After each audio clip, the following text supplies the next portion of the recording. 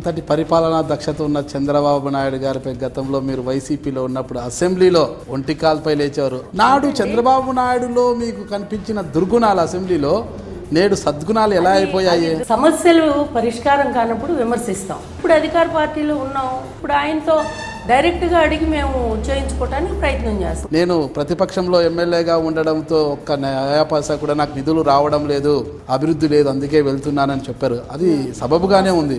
YCP అభ్యర్థిగా ఓట్లేసి గెలిపించిన ప్రజలకు ఏం సమాధానం చెప్తారు మీరు? అదే ప్రజల కోసం నేను ఈ పార్టీలోకి వచ్చాను. ప్రజలు చెప్పారా మిమ్మల్ని పార్టీ మారమని? ప్రతిపక్ష ఎమ్మెల్యేగా నేను నిధులు తీసుకురాలేను.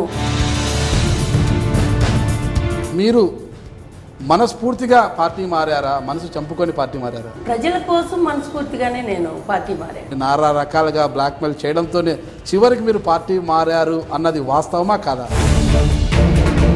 వైసీపీ అధికారంలోకి వస్తే తిరిగి వైసీపీ జెండా కప్పుకుంటారేమో అన్న భావన వస్తే మీ గెలుపు ఎలా సాధ్యమవుతుంది? అలాంటి భావన ప్రజలకి ఎప్పుడు రాదు. ప్రజలు భావించారా మీరు వైసీపీలోకి వెళ్తే టీడీపీలోకి వెళ్తారని?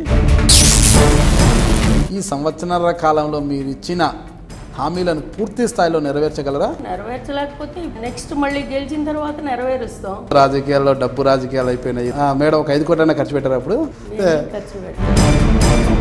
మీ యువ నేత పార్టీ జాతీయ ప్రధాన కార్యదర్శి నారా లోకేష్ గారు హామీ ఇచ్చారు. ప్రస్తుతం అక్కడ ఎటువంటి అభివృద్ధి జరుగుతోంది, ఏ పనులు ప్రారంభించారు? అదే రేపు జరగబోతున్నది పెద్ద ప్రాజెక్టు, అంటే 4,30,00,000 ప్రాజెక్టు. 4,30,00,000 పెద్ద ప్రాజెక్ట్ అంటారా? మదర్ తెరిసా గారికి ఏమైనా పదవి ఉండిందా సేవ చేయడానికి? మేము మదర్ తెరేసాలం కాదు కదా. రాజకీయ ముసుగులో పదవీ కాంక్ష కోసమే సేవ చేస్తున్నామని ఒప్పుకుంటారా?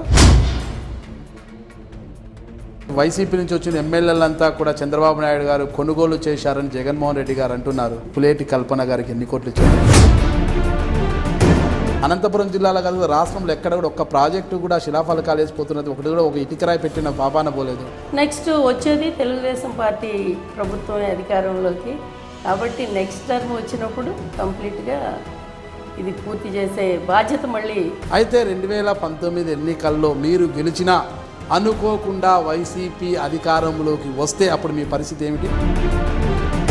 మీ భర్త గారు రిటైర్డ్ అయిపోయిన తర్వాత రాజకీయాల్లోకి వచ్చే అవకాశం ఉందంటారా? డెఫినెట్గా ఉంటుంది. అంటే మిమ్మల్ని పక్కన పెట్టి సార్ ఎమ్మెల్యేగా పోటీ చేసే అవకాశం ఉంటుందా? అలాంటిదే ఉండదు.